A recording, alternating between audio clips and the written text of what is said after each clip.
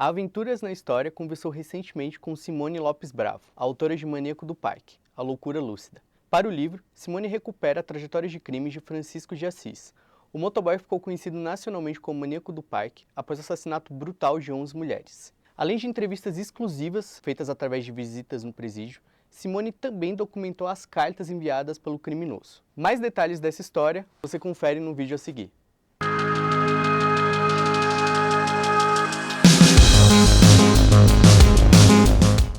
Queria começar te perguntando, né, que assim, o livro, mais que uma biografia sobre o Maníaco do Parque, ele também discute, né, uma questão que ainda hoje eu acho que a sociedade ela acaba ignorando, acaba sendo um tema que a gente não discute, que também é saúde mental, né? É o sistema carcerário. Então, eu queria começar te perguntando como que surgiu o interesse nesse projeto, né? E principalmente como que você conseguiu chegar, né, nesse conceito tão diferente do que a gente vê hoje em obras de true crime, né, como livros, documentários, podcasts. Eu acho que as obras sobre esse tema exploram outro caminho, não é? Outros caminhos. A minha foi porque eu efetivamente sou da área da saúde e sempre tive crianças com patologias permanentes, não é? Porque eu sou fonoaudióloga, e essas crianças, bebês e crianças, mas essas crianças às vezes manifestavam doenças psiquiátricas também, de foro psiquiátrico. Às vezes era bipolaridade, depressão infantil, que existe muito, esquizofrenia. Então, eu também tive que estudar um pouquinho isso. E eu acho que vem crescendo, porque eu tenho 22 anos de formada na área, 23. Então, eu acho que vem crescendo o meu interesse por essa área da saúde mental. Eu acho que surgiu no Covid, fazendo uma introspecção agora, não é? Eu acho que surgiu no Covid, que depois do Covid também, foi em 2021 que surgiu, final de 2021, onde o tema Covid estava a ser muito falado, não é? E aqui em Portugal foi muito grave também, não é? Às vezes as pessoas pensam que fora do Brasil é menos grave, e o Hum. sistema de saúde é maravilhoso. Não é, não é. Aqui também houveram muitas falhas, morreu muita gente, ninguém estava à espera que isso tudo acontecesse. E depois o tema saúde mental veio nessa área, nessa época, aliás. E depois, nessa época, também, no final, é que surgiu, não é? Porque veio em conjunto com várias patologias que foram surgindo durante o Covid. Porque a predisposição genética para as doenças psiquiátricas, como as outras patologias também, está aí. Depende do gatilho, não é? E o Covid foi um gatilho, eu acho, Entendi. para muitas doenças. Sintomas psicossomáticos e muita coisa voltada para a área da psiquiatria. Foi aí que surgiu o meu interesse, onde eu também tive que abrandar, não é, os atendimentos na minha área, e como eu sou uma pessoa, eu costumo dizer, de mente inquieta, não é? Fui para outros caminhos. Vi uma série que falava sobre a Mindhunter, né? Eu vi no psicopatia, livro. é, a psicopatia, e isso despertou. É claro, que surgiu a ideia, mas depois a ideia foi amadurecendo com o tempo. É isso.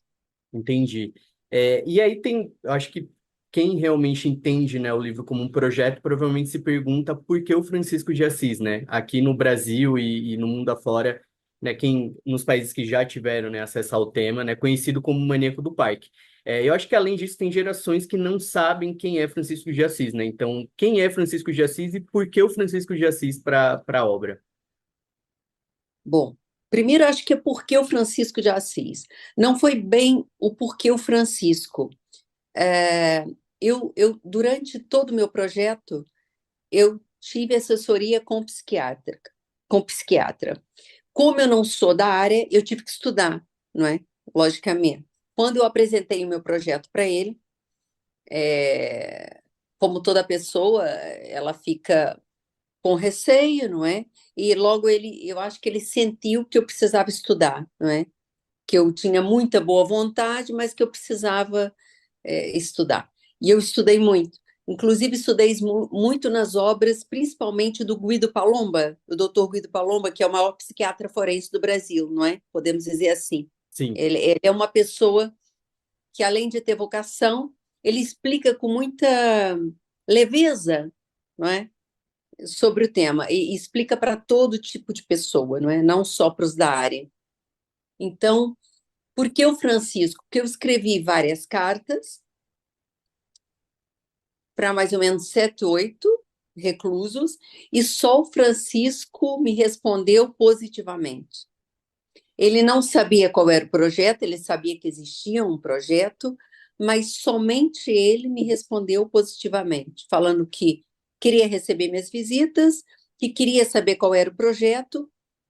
E aí, a primeira carta que chegou dele para mim foi início de 2022. Em 2022, começamos a nos corresponder com bastante frequência, não é? Iniciou aí, mas as dificuldades vieram aí também, porque não é só. Eu acho que o psiquiatra fez-me exatamente essa pergunta, porque o Francisco de Assis. E essa pergunta é a segunda vez que eu escuto. Não foi bem, quando eu expliquei isso ao psiquiatra, não foi bem o Francisco, eu escolhi o Francisco. Na verdade, aconteceu. Era como se o Francisco tivesse me escolhido, né? E não eu o Francisco, porque eu também escrevi para outras pessoas. entendi. Foi isso. É, E quem é o Francisco, não é? isso. Quem é o Francisco? O Francisco é eu com os olhos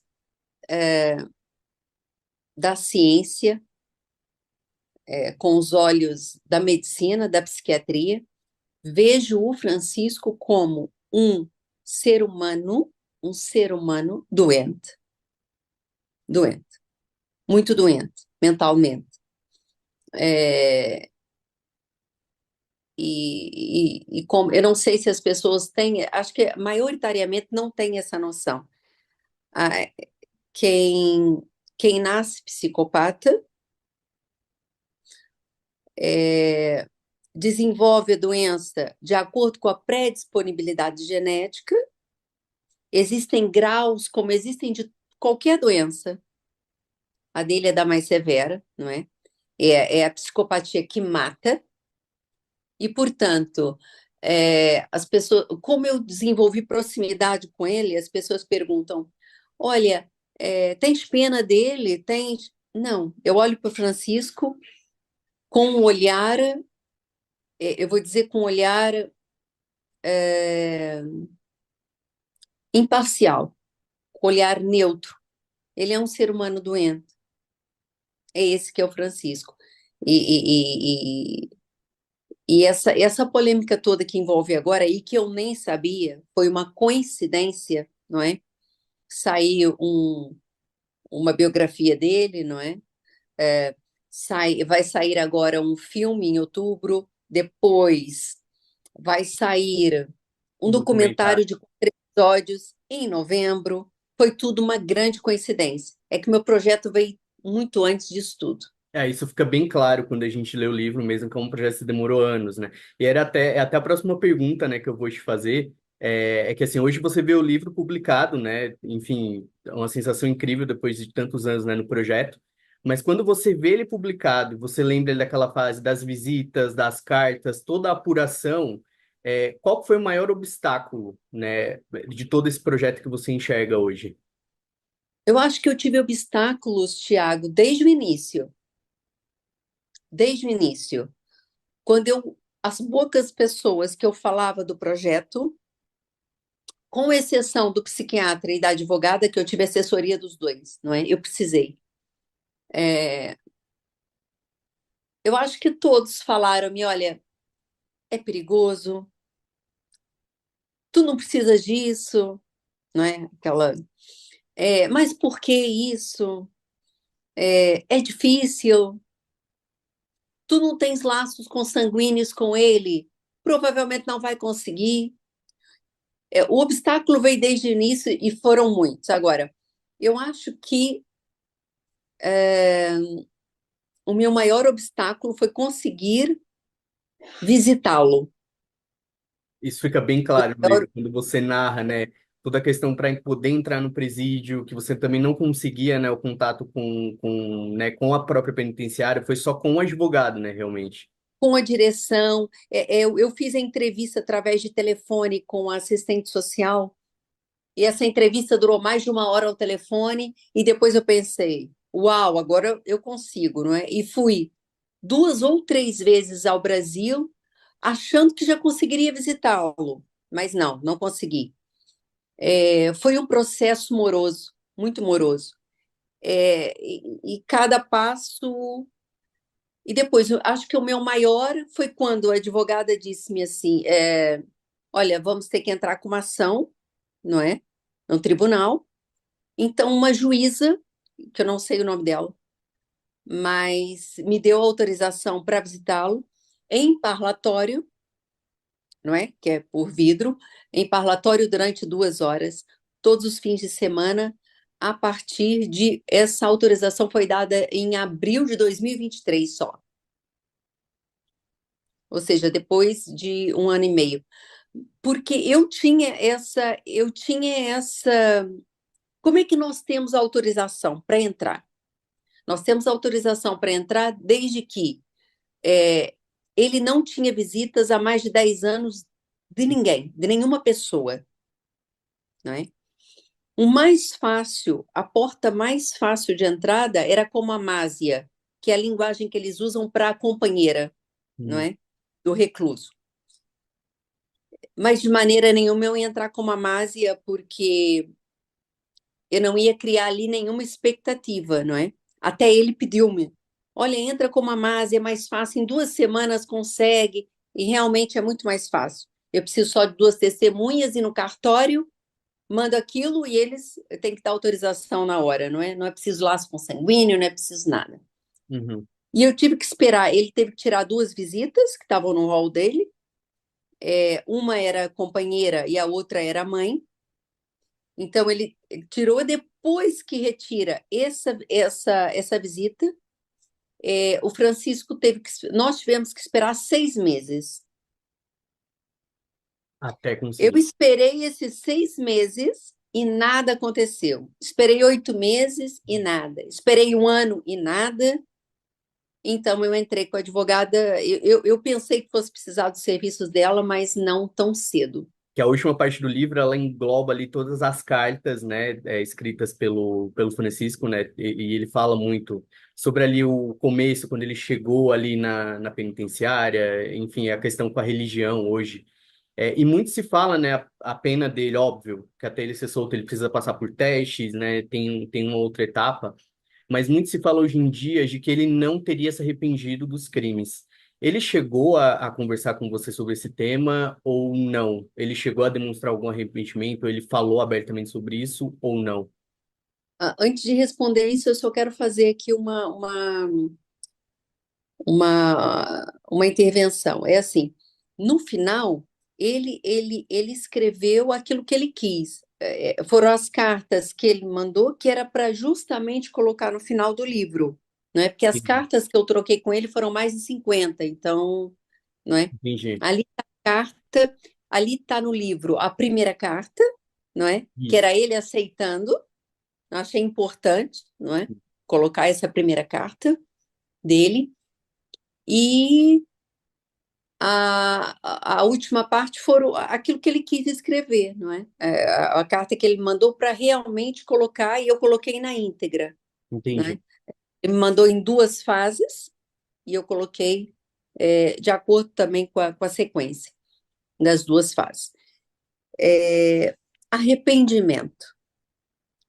Arrependimento. O arrependimento, o arrependimento numa pessoa normal vem de fases, não é? Nós primeiro nós reconhecemos o erro, não é? reconhecer a primeira fase. Eu estou a falar de uma pessoa normal, não é? Que tem consciência e que é uma pessoa que não tem psicopatia, né? De uma pessoa normal. Eu erro, eu reconheço meu erro, eu arrependo-me e depois dou o melhor de mim para não cometê-lo novamente. Isso não quer dizer que eu não vá cometê-lo, não é? Porque nós, seres humanos, somos falhos por natureza. E ainda bem, não é? Estamos em constante evolução para nos tornarmos melhor. Mas aqui nós estamos a falar de uma pessoa com condutopatia, que é a terminologia correta que se usa hoje em dia, até usada muito pelo Guido Palomba, que é a condutopatia, psicopatia. O livro tem até o nome de A Loucura Lúcida, que era no século XIX, que não tinha o nome, não é, de psicopatia. Depois veio a psicopatia, agora é condutopatia, que é o desvio da conduta, não é, do ser humano. Nessa patologia, nessa doença, não existe o arrependimento consciente.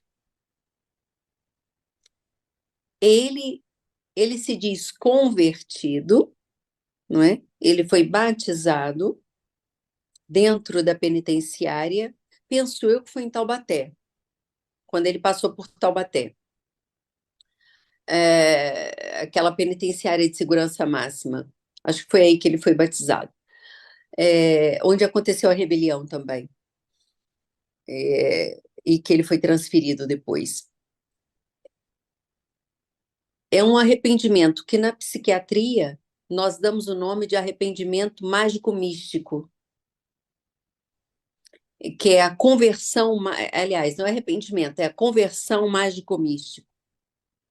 Ou seja, para ele, na perspectiva dele, na visão dele, é muito difícil eu explicar isso, né? Mas na visão dele, ele está arrependido.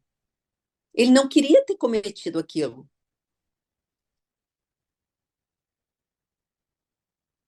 Ali ele está encarcerado. Vamos ver a realidade dele. Ele está encarcerado. Ele convive com a população prisional, mas é uma população prisional que cometeram os mesmos delitos sexuais, de origem sexual. Ou seja, ali ele é até o zelador da cela, não é? Ali é como se ele fosse uma autoridade, entre aspas, né? Ali dentro que ali tem conduta, tem normas muito específicas e que não tem nada a ver com o nosso mundo, não é? Nada. É um mundo à parte, é um mundo completamente à parte. Então, arrependimento, ele diz que sim, ele diz que está arrependido, mas a verdade é que se ele for, em 2028 vai ter a reavaliação, porque no Brasil a pena máxima são de 30 anos, não é? Portugal, por exemplo, é 25. Lá no Brasil, aí são 30 anos. Ele vai ter que obrigatoriamente passar por uma nova revisão psiquiátrica. E depois vamos ver o laudo. Claro que existe uma ínfima porcentagem dele ser solto. Mas eu acho que se o psiquiatra for minimamente responsável por uma pessoa zelosa e competente, não vai permitir isso. Lá fora existem existem perigos e vários sentimentos que ele vai experimentar, que lá dentro ele não experimenta. Lá fora vai ter frustração, vai ter que lidar com pessoas, É um mundo à parte, né? Exatamente como você falou, é uma outra realidade. é. E que ele já está lá encarcerado há 30 anos, não é?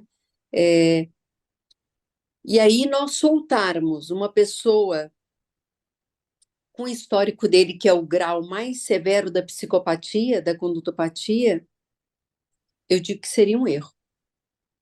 Entendi. Ainda pensando nisso, ele chegou a compartilhar.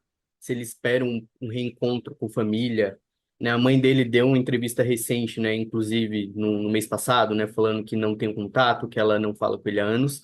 Mas ele chegou a compartilhar qual que é a relação dele hoje com família, se ele ainda tem isso dentro dele ou não.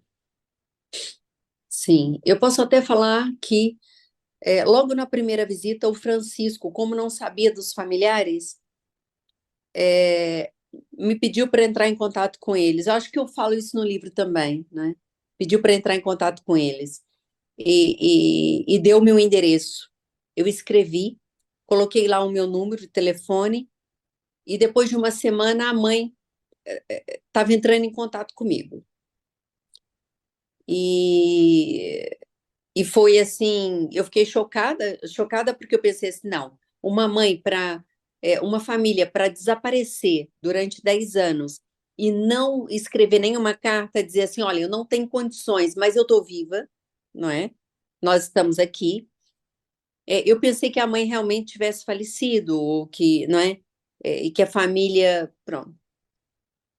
Mas não, a mãe está viva, a mãe tem 77 anos, mas é uma pessoa saudável. Eu já encontrei com ela algumas vezes, pessoalmente, e nós temos contato. É uma família pobre, né? Com dificuldades financeiras, porque eles também moram numa zona rural, eles também sofreram muito. Então há aí eu vou dizer que há uma dicotomia aí, temos que ver os dois lados. É uma família sofrida, não é? Eu acho que se pensa muito também no assédio midiático, né? Porque é como você reabrir toda aquela ferida, né, no momento que você reencontra, né? Você encara É, aquela realidade de novo. exatamente, é. E eles efetivamente não têm condições financeiras, não é? Para mim foi muito penoso toda vez que eu visitá-lo, porque eu não estava em Aras, né? Ele está preso em Aras, interior de São Paulo. De onde eu estava é Taubaté, São Paulo. Eu fiquei 11 meses no Brasil, fazendo esse projeto. E aí,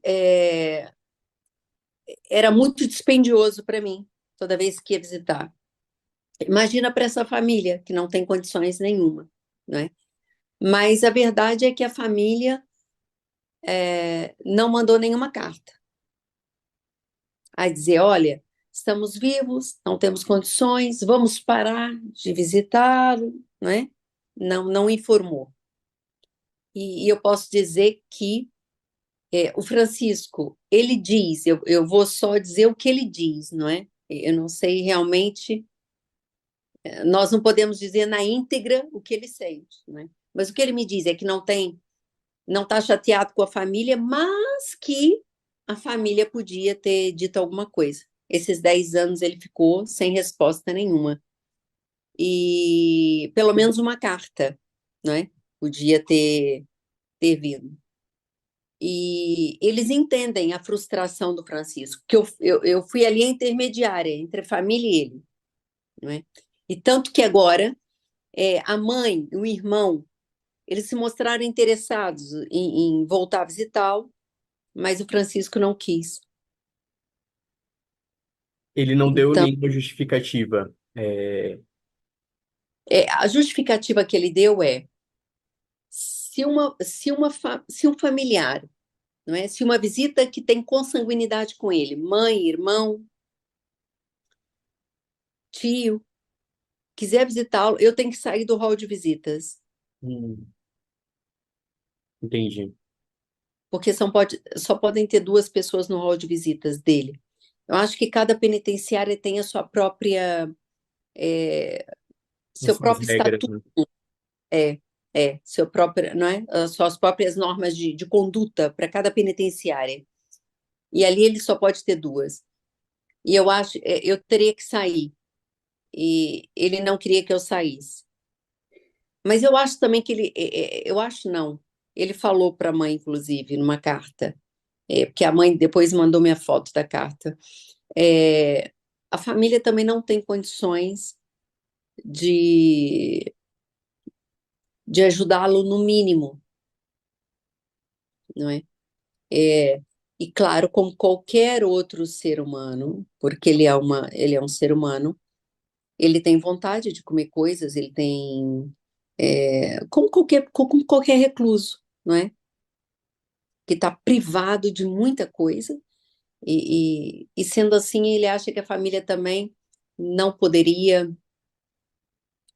contribuir com aquilo que eu contribuo. Eu contribuo na forma. Eu nunca falei sobre isso, é a primeira vez que eu estou a falar, Tiago, porque eu acho que isso pode causar divergências nas pessoas, porque era como se eu tivesse com pena ou a tratá-lo muito bem e não me colocasse no lugar da família das vítimas, não é? E não tem nada a ver uma coisa com a outra, não é? Isso aí, o meu lado é um lado muito científico também, também. Entendi. E aí a última pergunta que eu queria te fazer, acho que depois a gente ter conversado sobre o livro, né, todo esse processo, se você sente que atingiu o seu objetivo, quando você volta lá para o comecinho do projeto, né, quando você começou a idealizar, e se você pensa, né, em fazer uma segunda parte desse projeto com outro detento, por exemplo. É,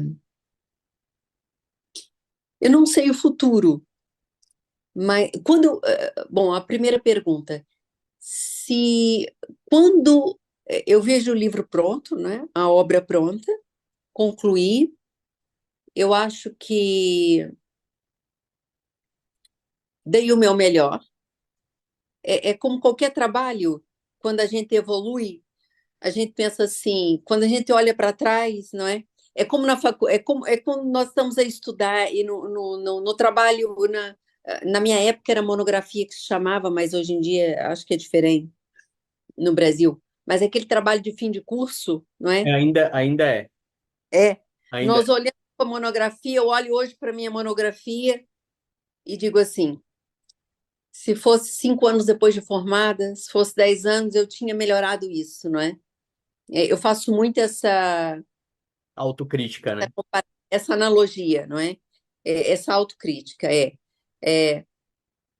Mas eu acho que está feito. Eu dei o meu melhor, eu dei o melhor que eu podia. Eu queria que o livro fosse simples e que fosse de fácil acesso para qualquer pessoa, não é? E ele é. Que fosse o leitor curioso ao, ao, ao magistrado, ao, ao que está fazendo medicina, o que está fazendo o internato de psiquiatria, a psicóloga. Eu queria que fosse um livro extensivo a todos, que chegasse a todos, de fácil leitura, né?